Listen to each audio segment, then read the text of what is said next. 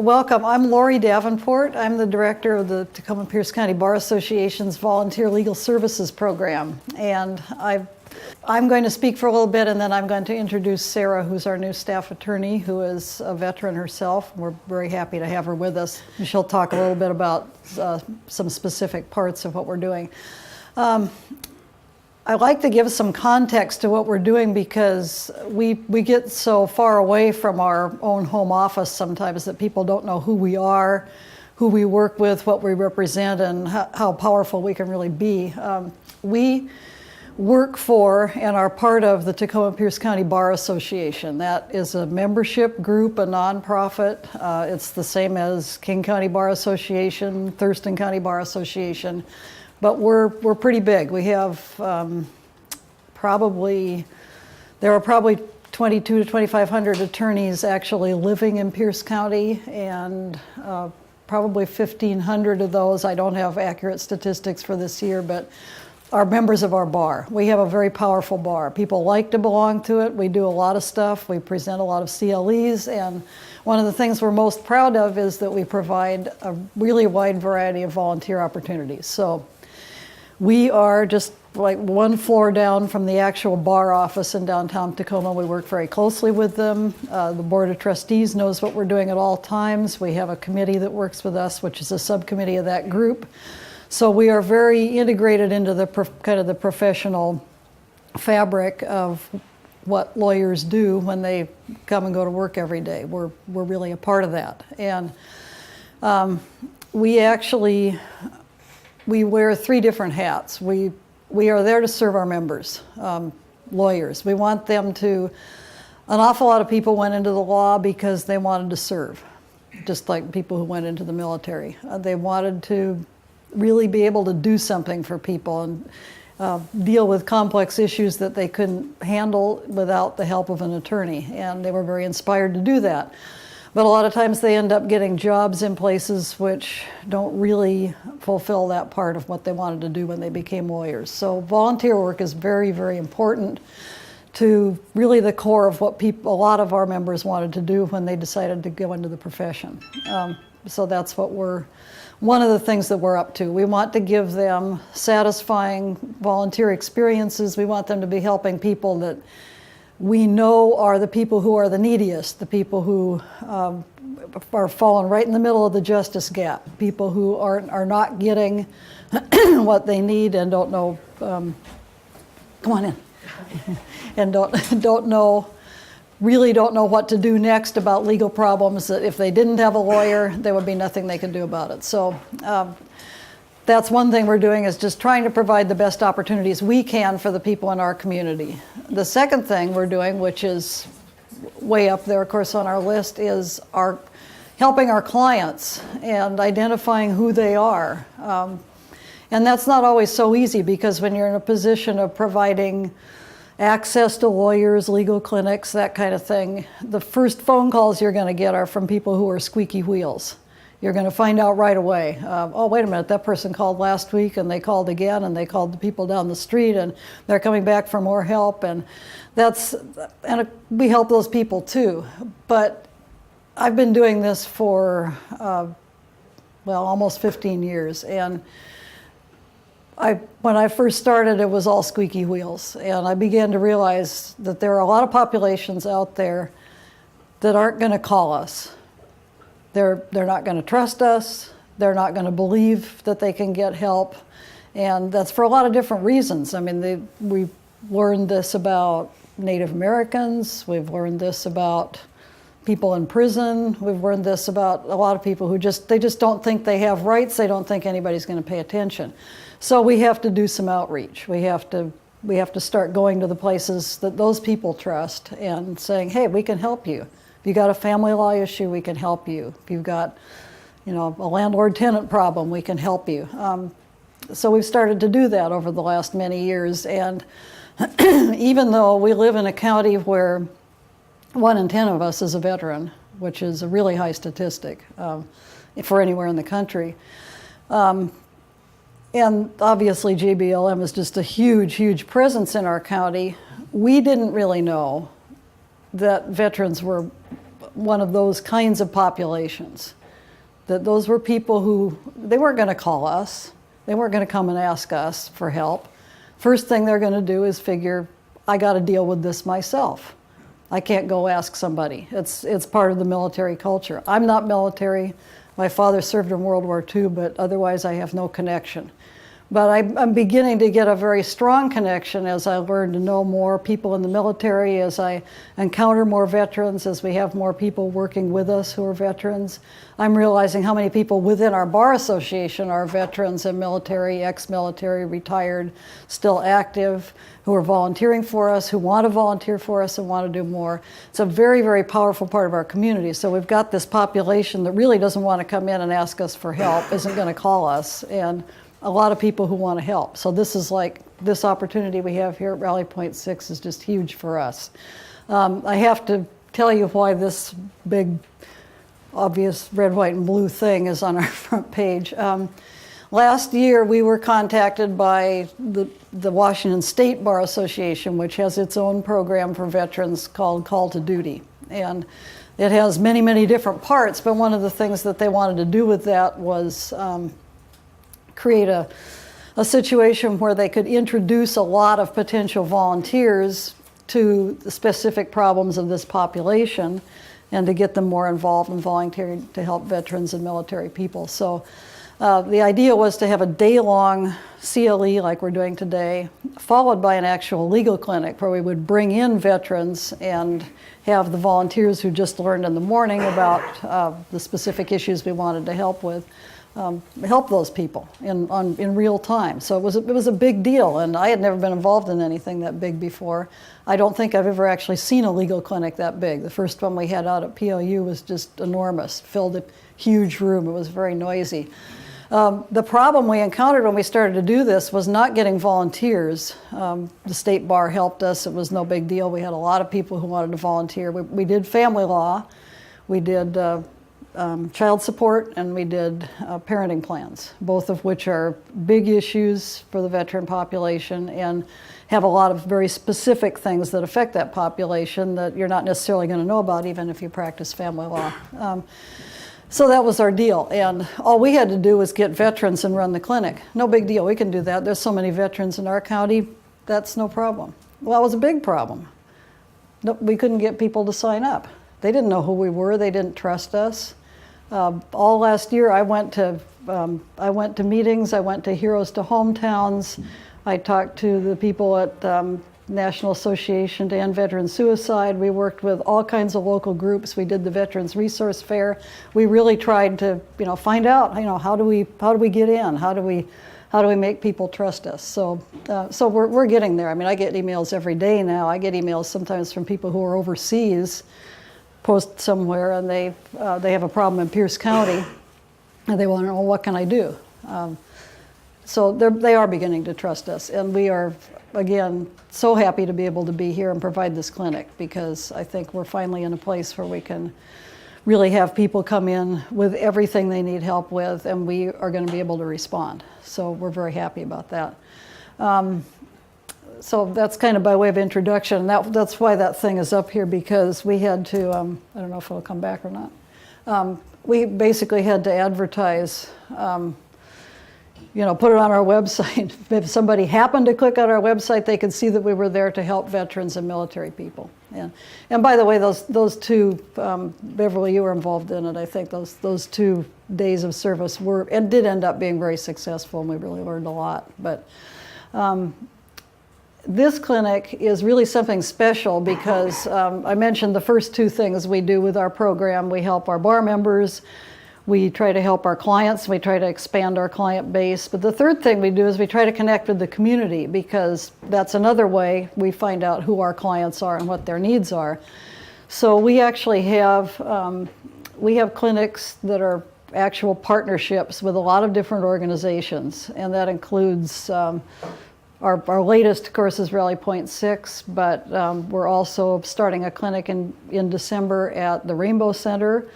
We have just recently, we have a lot, and I'm going to encourage you to, I know I stepped out. I'm encouraging you to pick up some of our stuff here, because I really want you to know that we're not just kind of coming in to do this one thing. We have a really broad program. So that's a big thing that we're about is community partnerships. We partner with the Pierce County Jail and the Department of Corrections in a clinic that we have out at Purdy at the women's prison. We couldn't do these things without the partnerships that we have. They're very serious. So this is one of those. We take it very seriously. But take a look at this thing. This shows you all the clinics we have during a month. It's a month schedule. We have over 50 clinics every month. So I'm going to branch out a little bit because this is what I really want volunteers to know. You've got a half hour to talk to somebody in this clinic. If you come here to Rally Point 6, meet someone, they come in and talk to you about their issue. And you, number one, maybe don't know enough about it or don't think you do. Number two, you know that they need more help for whatever reason. Maybe they have some kind of impediment to, say, filling out a set of paperwork that you know they need to do. And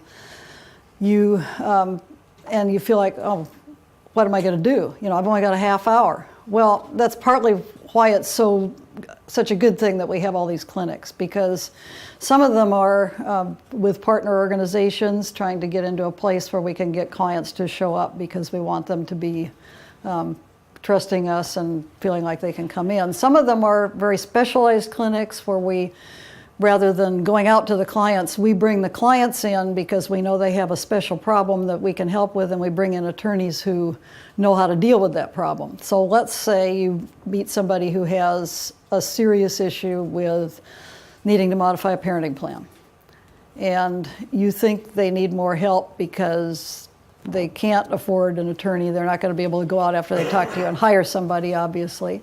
And by the way, family law is probably one of the most expensive things I'm sure you all know this, that you can pay for.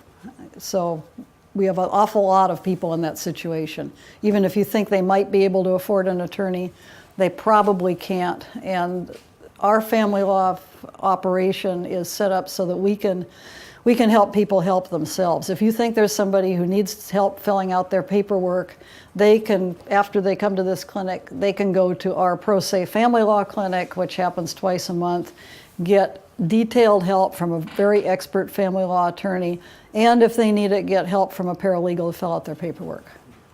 And if they need help serving somebody who they can't find, we can help them do that too. In addition to employing volunteer attorneys, we have law students, paralegal students, volunteers from the community, people who are there to help even though they're not attorneys, and they are serious helpers, and they've all been very well trained. They know our systems, they know our policies, they get the ethics of what we're doing, and they can really help. So nobody that you see that never has to be the last time you see them or the last time they encounter legal aid. That's going to probably be the first time, and they're probably going to get more services. Another simple thing to know, if you see somebody at the RP6 clinic who needs more help, is you can just tell them to come back. You see them on the first Thursday, hey, go fill out this paperwork and get me this information, come back and see me on the third Thursday. I'll be here, sign up, we'll go ahead. So that's something else you can do. Another thing you can do, these are all layers of, it's complex. It's not a simple operation, which is why I love this. One of our court commissioners calls this a quilt. I mean, it's really, one of the other things you can do is take the case yourself. If you're an attorney, you know what you're doing, you'd really like to help the person, that's great. I mean, we don't base our program on that, because if we did, we could lose you for 1.5 years while you're representing that client. And we want you to come back and volunteer at the clinic.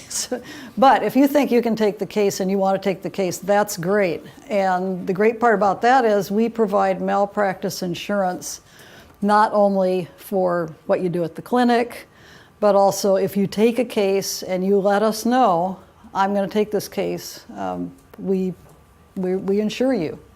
And if you take a case out of one of our clinics, our malpractice insurance has a $1,000 deductible. If that's your only insurance, we waive that. We pay that for you. So if you actually need to take advantage of it, we have never had that happen. We've had the insurance for a long time, but it's serious professional liability insurance. So, and all we want to know from you is, obviously, if you take a case and you need help, that's fine. And if we want to know what happened, we want to know how many hours you spent. We want to know what the result was, that kind of stuff. And we'll send you forms to help you do that. So there's a variety of levels of things that just you can do. What if you're new? What if you haven't volunteered at a clinic before? What if you feel like, oh my God, this is like the bar exam, only worse. Somebody's going to sit down and tell me a problem, and I won't know. I won't have a clue what they're talking about. I'm going to sit there with my mouth open. That usually doesn't happen because, there's a reason why, you went through law school, passed the bar, and you're sitting there wanting to help somebody. You can do it. The other thing is, if you don't feel like you can do it, that's all right. I mean, the way our program works, you can come to the clinic, you can sit with, we call it shadowing. You can sit with another attorney who's experienced and just watch what happens. And in some cases, we've started doing, because of our housing justice project, which is new, we started doing reverse shadowing, which is even better. You sit and watch the experienced attorney, and then the next time when you feel more comfortable, you do the advice, and the experienced attorney shadows you and makes sure that you're doing everything right, so you've got some backup. So that's certainly possible. It's also possible to get more training. We also have many volunteers who work with us who are absolutely willing to mentor or answer questions. If you think you're doing pretty well with the family law client you've got, and all of a sudden something comes up that you have no clue about, we can probably connect you with somebody who can answer that question. So the way the clinic itself works, just nuts and bolts, you will have to schedule yourself and become a part of our organization. You can't just drop in. And that's because, number one, we need to insure you. Number two, we need to give you credit for pro bono hours that you're doing. And speaking of credit, you get CLE credit. Beginning in 2016, a significant amount of CLE credit that you need can come from doing pro bono work. The training requirement has also been waived, but of course you're being trained anyway, so that's even better. Up here, I'm going to drop out of sight again. Take a look at this. It's also on the State Bar website. It explains exactly how the MCLE rules are changing next year.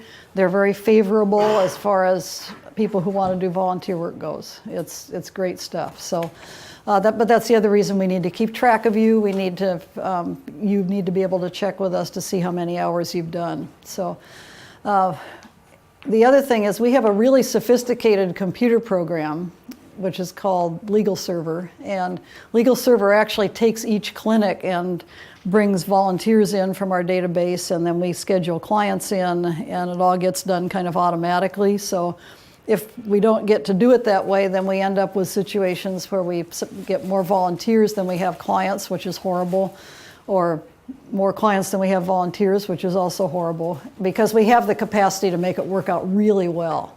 We have a facilitator from our office who will be at the clinic. This person knows, the person who's going to be doing this clinic is a veteran themselves, an Army veteran who's very expert at doing this. And they can provide support and anything you need. So we kind of have to have it be that way, and then it's better for everybody else. And we know then who you are, we know what you're interested in doing at the clinic, we know who the clients are, we know how to match people up.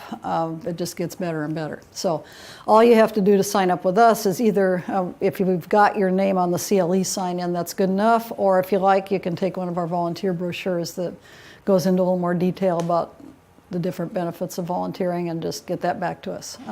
Or just send us an email. My card is on the table. Sarah's card is on the table. I'm going to introduce you to Sarah in a minute.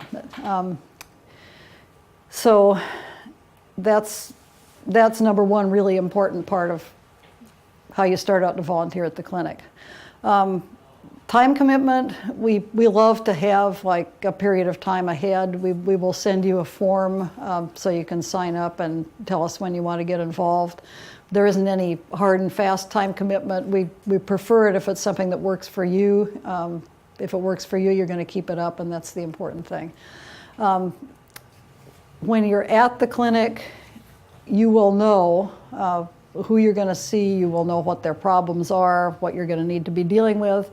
You will also have an intake form that you'll be responsible for filling out a part of. And on that, this is where it comes into play that you kind of need to know that we're able to do more for the client just than follow whatever your advice was. There's a lot more resources out there for them. So on that form, you can write down whatever you want. The more detailed, the better your handwriting, the better, of course.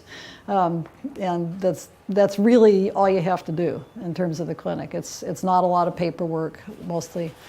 I think it's going to be a good situation. So the other thing I'd like you to know, and this is kind of on a bigger level, we are part of what's called the Alliance for Equal Justice in Washington. It's I said we were a larger program. Well, there's an even larger program out there that was started by the Supreme Court many years ago, and it's basically tries to bring together all of the legal service organizations in Washington who serve our client population with civil legal needs. You'll probably be hearing from various sources in the next month or so a lot about the civil legal needs study that just came out.